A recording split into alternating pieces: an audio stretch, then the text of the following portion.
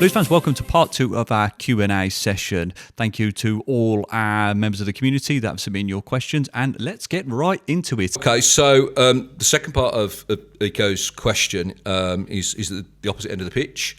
So, do you think Klarer is possibly the best centre-back in the league? And when he says league, obviously he means the championship. What do we think on that one? I would tend to agree with him. In the verses, it suggested that I don't know about the is the best. I don't know about the best. I don't think anyone's the best because there's some very strong centre halves out there and defences in general.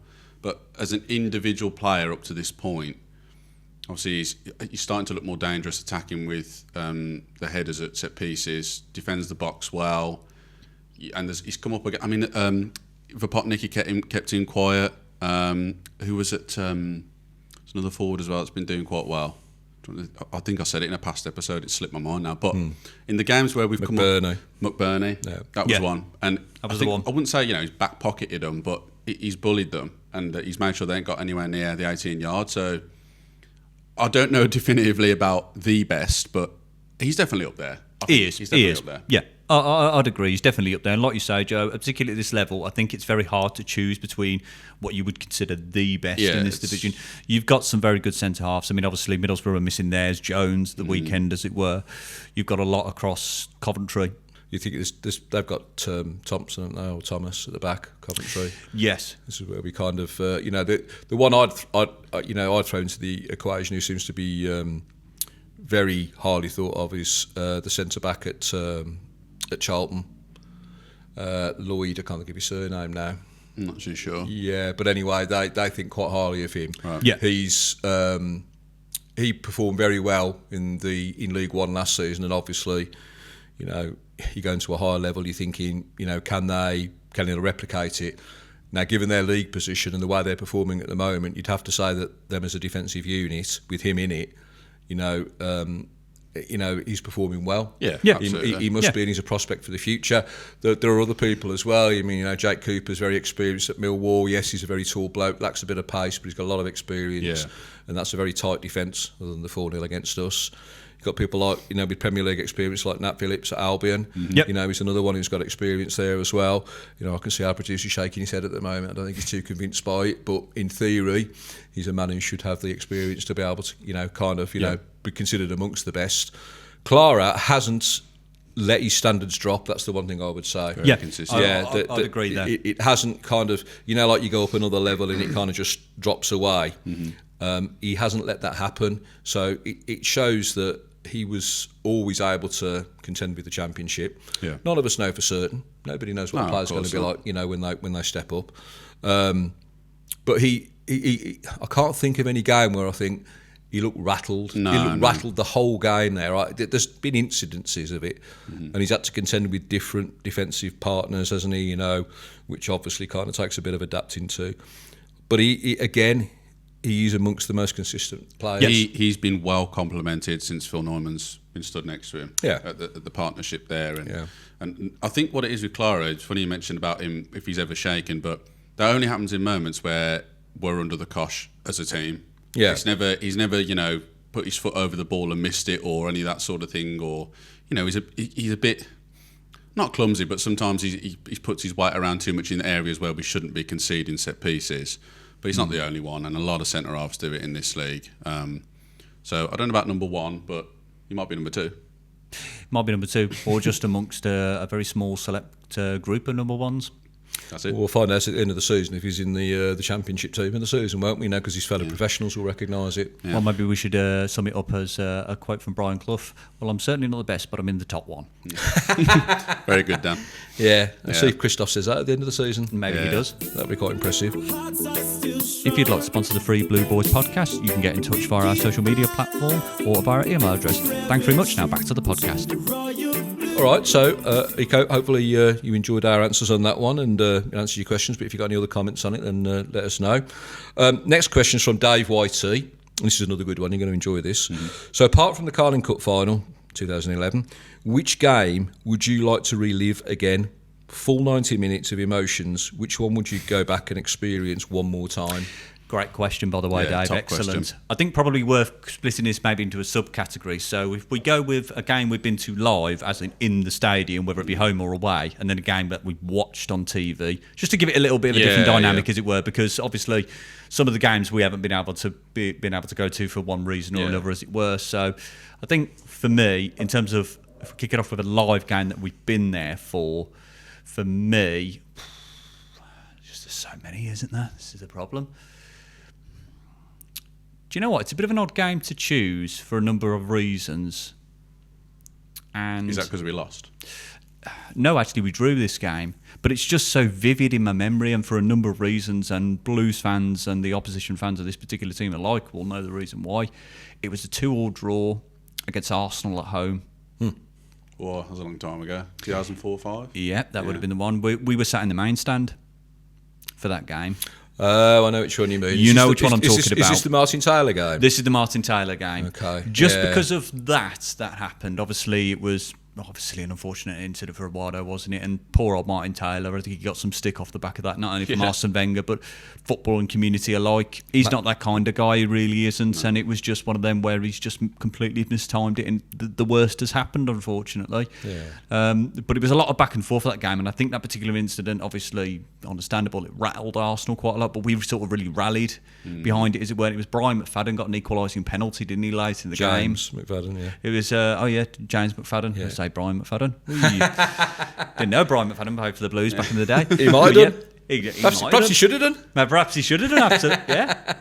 But it was James McFadden, wasn't it, who got the equalising penalty late in the game, as it were. Yeah. And do you remember, as all the players were leaving the pitch, William Gallas sat on the pitch? Yeah. Sulk. I'm glad they showed that on Match of the Day, because they did a lot of coverage of the Eduardo incident. But Gallas having a sulk. It was in front of the GM, wasn't it? Main stand, like where we were. Yeah, it was just in front of the main stand. We weren't far away from it. Yeah, that's it. But it's one of them, really. It's not really necessarily the best live game that I've been to, because there's just so many others as well. But it's one that's most vivid in my memory, and for a number of reasons, as it were. I've always kind of remembered that game for at least one reason or another. I thought originally you were on about the one where Pandiani got the equaliser at home. No, that's before that. Yeah, that's 2004-05 that me and you were that's at that what I one. was thinking. I thought that's where you were going to go, because I thought you were at that one as well, but I can't remember. I don't think I was at that one. Yeah. No, I think that was just you and Dad. I don't think I was at that one. But that might have been near one of my first games. I think it was a long time ago, wasn't it? Yeah, it was. So what do you think for your live game then, Joe, in person? Actually, I'm going to start on the one that I watched first. Okay, go on then. So I wasn't there in person. And it's funny because obviously the comment from Dave is the Carling Cup final. Naturally, you'd put that at the top of the list for being at. Wasn't there for that. But the game that got us there at St Andrews, when we beat West Ham. Yeah. What an absolute banger of a game that was. A great game. I mean, you remember it well, don't you? Because it's a bit of context, this might be a weird story, but we had it on 2 TVs, didn't we, at our house at that time? Do you remember I was sat in the room that was on the extension to the garage. That's it, because we had it on in the lounge. For some reason, we were doing a bit of this. But everything was going on. It was really exciting, wasn't it? Yeah, it was. And obviously, Colton Cole scored first. It's a great finish as well. It was a really good 25 goal. Years, yeah. And obviously from then on, we got the 1 goal. Roger Johnson got the second. And on the third time lucky, as the famous commentary goes, Craig Garner, the long-range effort to send us to Wembley. So, yeah, that was just, it was a classic St Andrews under the lights, shite weather. And we just got it done through the place that is, St Andrews and continues to be at this day. And yeah, it was just a monumental game for me, that was, as far as watching. But in person, I think having to think about it off the top of my head, really, might be a bit left field, this in a way, but it was just everything combined: the atmosphere, the excitement of the game, the way the game went, the fact we got the winner that once again sent us to Wembley. Yeah. Was last season against Bradford in the EFL Trophy. Lyndon Dykes winner. Yeah. That was, it's got to be up there for me as one of my most enjoyable games I've been at. The pre-match, they really upped it, didn't they, for that one? Knighthead did, and that was really cool. And it was just, again, that was another one under the lights. It was February, wasn't it? The atmosphere was good. Very, very good. Yeah, the atmosphere was top. They brought fantastic away support, proper club at Bradford, and it was just, it had everything in it, so that's got to be top for me.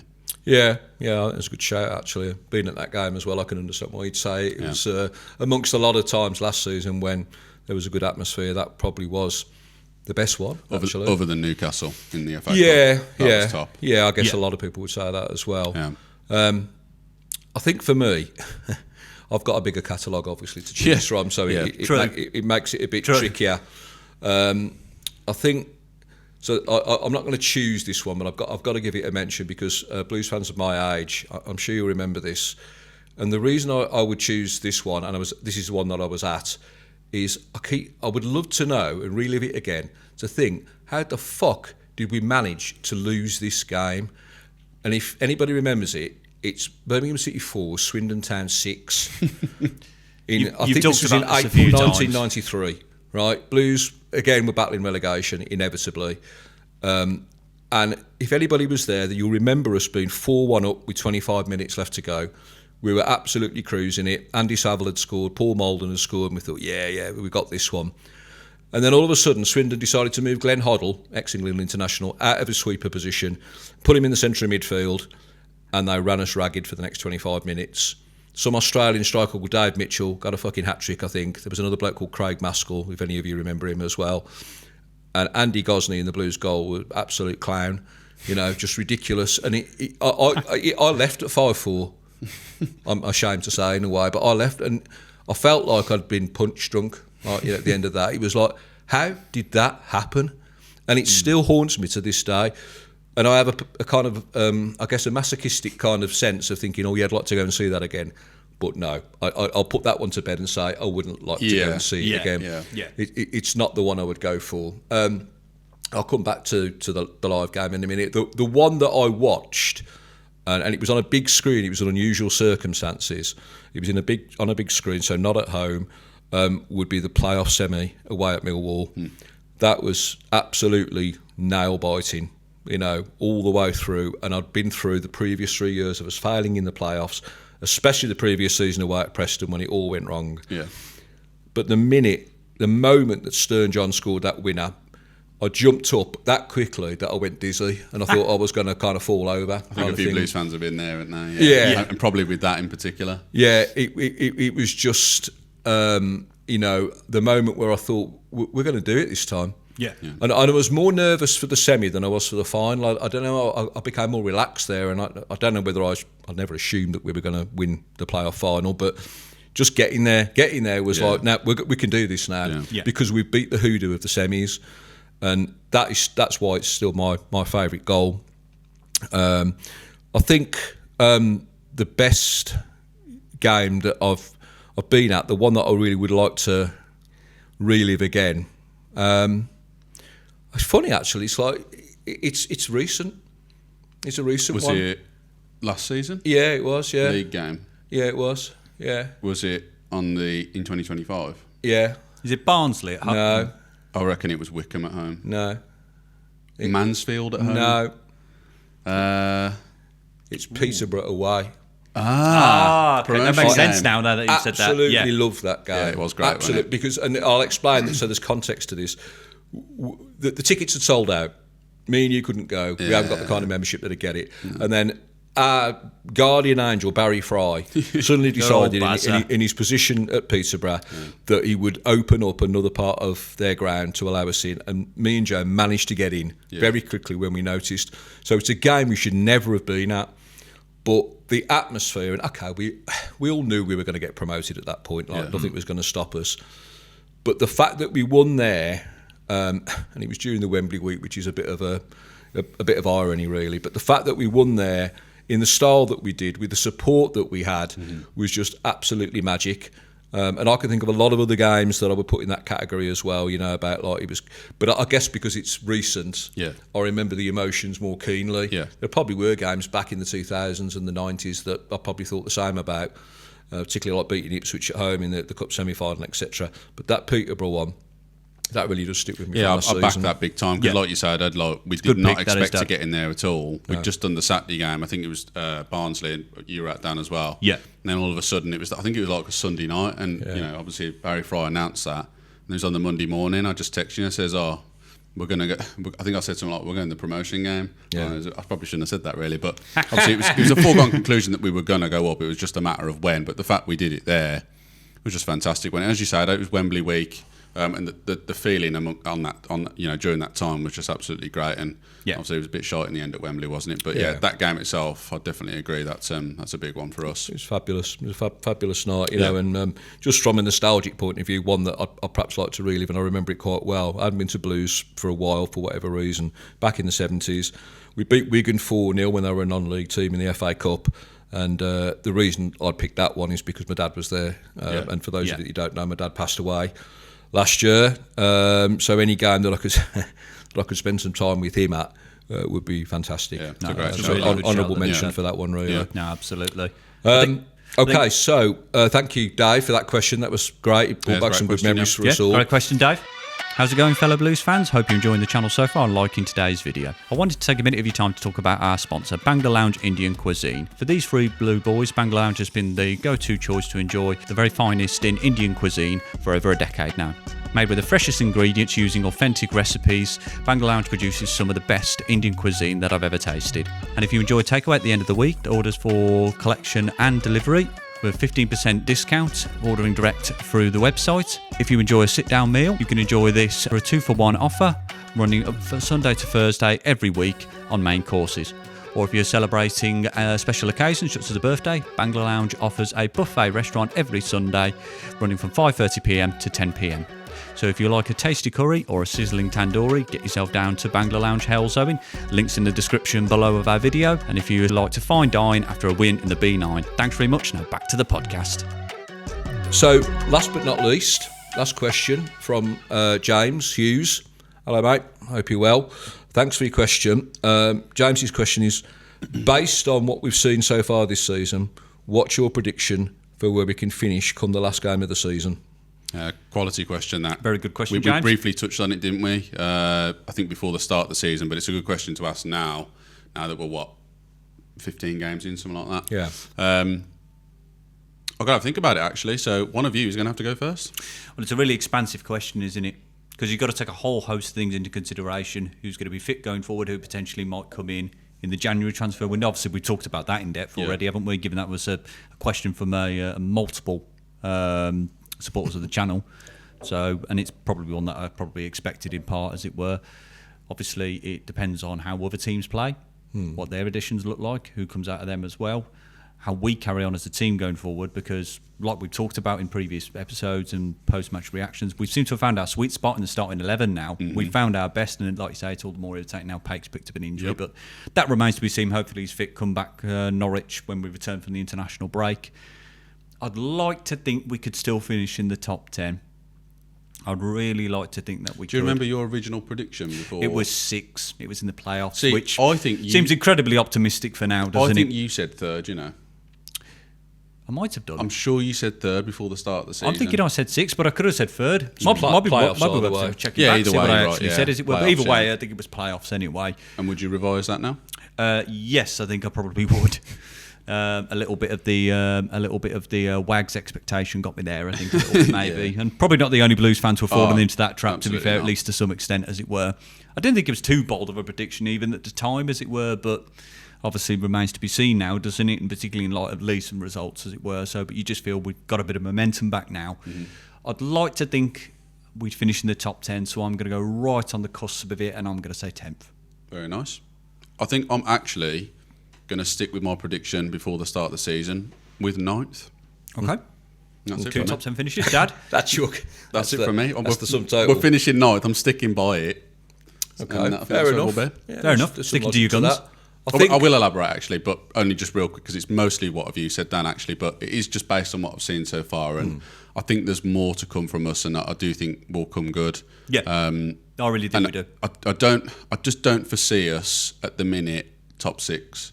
I just don't think we're consistent enough. I think our home form was going to carry us pretty far, but I'm yet to see what's going to happen with us away. If we can grind results out, a win here and there and a draw, you know, we're going to be in and around it, but I think we're going to stick with 9th. When you compare us to the teams that are in the top 6 and you look at their away form, with the exception of a few games here and there. Obviously, Millwall dropped down 4-0 to us, didn't they, recently, as it were? But if you look at how consistent these teams are generally, and they grind out results, they just have that little bit more. And that's probably because they've got a little bit more quality in depth, as it were. They're a bit more settled in the division, as it were, because you've got to remember, obviously, we're a newly promoted team out of League One, despite spending 13 seasons prior to that in the Championship. We're under a different management, different philosophy, different set of players. So the dynamic does change there. Yeah, absolutely. But I would stick with my prediction in terms of saying 10th, as it were. Originally, obviously, I said in the playoffs, whether it was 6th or 3rd remains to be confirmed. But I did say the playoffs. But fair play, Joe. Stick to your guns in 9th there. Dad, what do you think? So I think it's been interesting, hasn't it, the ride so far? We started off very well, 7 points out of 9 to begin with, and it's like, whatever Tom said, that's what's going to happen. And then reality hit, didn't it? Yeah. It did, yeah, definitely. Albeit we're playing against the teams that at the moment are playing out at the top, but that was a bit of a reality check for us. There's things to work on. We've got to look at, what we can do. It's a very congested mid-table in this division. There are a lot of teams that could make a run for the playoffs. There are a lot of teams within a few points of each other, and it only takes around a bad injury here to a key player or a key signing in January, or just that run of form based on confidence that anybody could do that. A couple of games and you're in there, aren't you? You are, yeah. I think I'd probably going to stick with my original prediction of 12th. Yeah. Now, teams that I think we're projected to kind of finish in the upper 60s if we carry on with the points per game we've got at the moment. Yeah. And if you get to around 64, 65, you're normally in kind of, upper mid-table type stuff, 9th or 10th. I think because of the congestion, because there's so many teams that are like us with a bit more experience, I think they might take 9th, 10th, 11th. And we might be 12th on goal difference only, and there might be a point or two between us and 9th. Yeah. But I just get that feeling that we're going to be in that little pack, and it could be nip and tuck, and it could be that we finish 9th or 10th. We might be the ones with a better goal difference or the point extra here or there. I don't see us getting into any serious trouble as long as people stay fit, because I think we've proved that we're better than the teams that are in the bottom half of the table by and large at the minute. But we're not as good as the ones who are right at the top at the moment in terms of getting results over the line, as Dan said.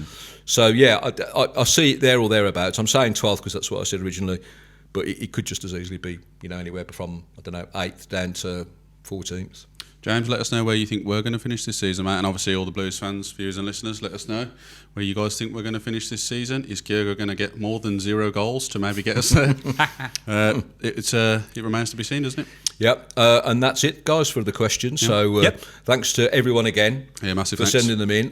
Really appreciate it, and it's given us a lot of good memories and food for thought, hasn't it? Yeah, absolutely. So leave it to you, Dan, to close out again. Absolutely. Blues fans, as we mentioned before, in the comment section, let us know what you think of our answers and give some of your own as well, different questions, swap between the community of viewers and listeners that have submitted their questions for today's podcast. Gentlemen, thank you very much for your contributions as always. It has been an interesting one, and it's been an enjoyable one, actually. Very First fun, for the podcast. Yeah, it's the nature of the international breaks, isn't it? As much as we fucking hate them, this is always the fun part, isn't it, really? It is, absolutely. Going a little bit left-wing, isn't it, sometimes with the topics and conversation, as it were. But it's proved enjoyable, hasn't it? Absolutely. Yeah. Blues fans, make sure you come back to us a week today, as we'll be previewing our return from the international break at St Home at St Andrews at Knighthead Park against Norwich City at the 3 p.m. kickoff. We hope to see you all there. But until then, fellow Blues fans, thank you very much for tuning in again. Remember to like, subscribe, hit that bell notification button so you never miss a new upload. Please consider also subscribing to our social media platforms, links to which are on the screen for you now and in the description below. But until then, Blue Noses, stay true to the Royal Blue and keep right on. Keep right on.